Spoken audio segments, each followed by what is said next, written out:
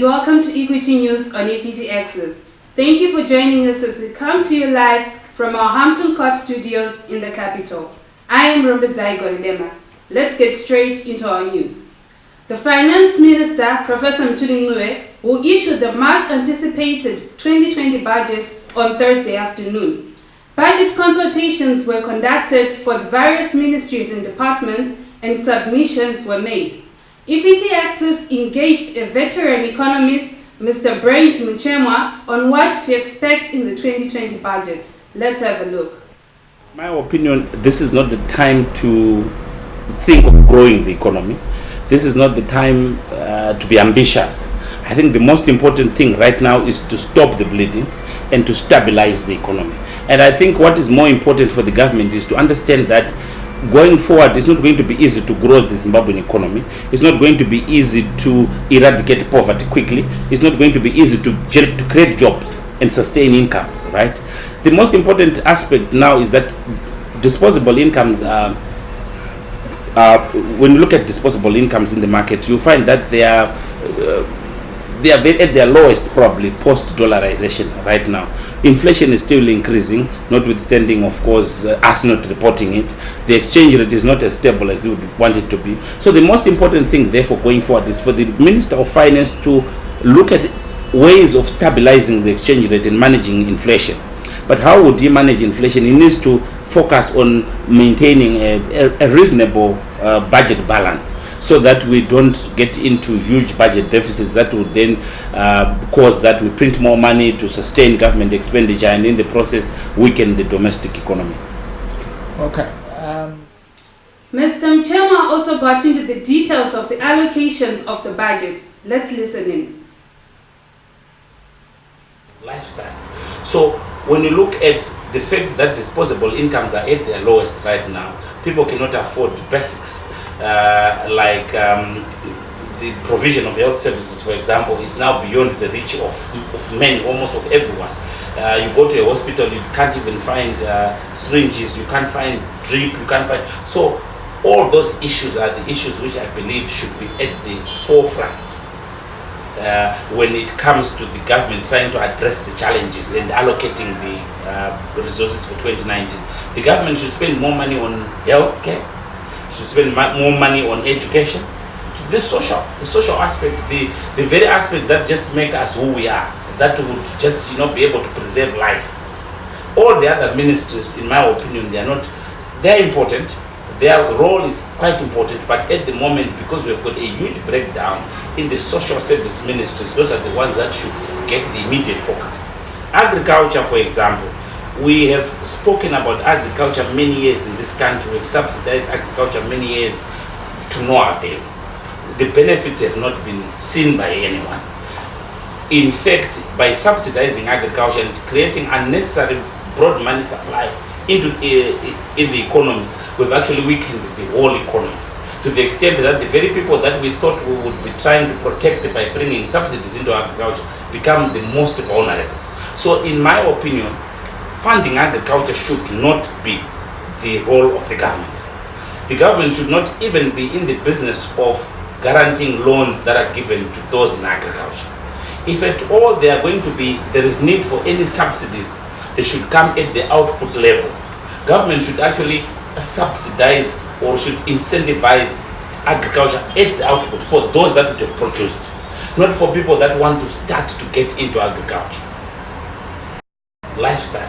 So when you look at the fact that disposable incomes are at their lowest right now, people cannot afford. NMBZ Holdings Limited has stated that it shall delay publication of its 2019 third quarter interim results as required by the Zimbabwe Stock Exchange. This is for the company to gain more time to take into effect the complexities of the application of hyperinflationary accounting. This comes after the Public Accountants and Auditors Board of Zimbabwe issued a pronouncement on the 11th of October 2019 that all the Zimbabwean entities with reporting periods ending on or after the 1st of July 2019 are required to apply hyperinflationary accounting. The Zimbabwe Stock Exchange has granted the group an extension to publish the results on or before the 15th of December 2019 from the previously stated 15th of November 2019. National Power Utility, ZESA, announces implementation of Stage 2 load shedding. This has resulted from a fault at the Wanga Thermal Power Station yesterday afternoon, where the first two stages constantly suffer breakdowns due to the poor equipment. The new load shedding schedules will see customers experiencing up to 18 hours of power cuts. The country has been facing increasing power outages due to the low production of electricity in the country owing to the incapacitation of the Kariba hydropower plant. Zimbabwe Stock Exchange listed African Distillers Limited plans to localize popular wine brands to prop up shrinking product volumes.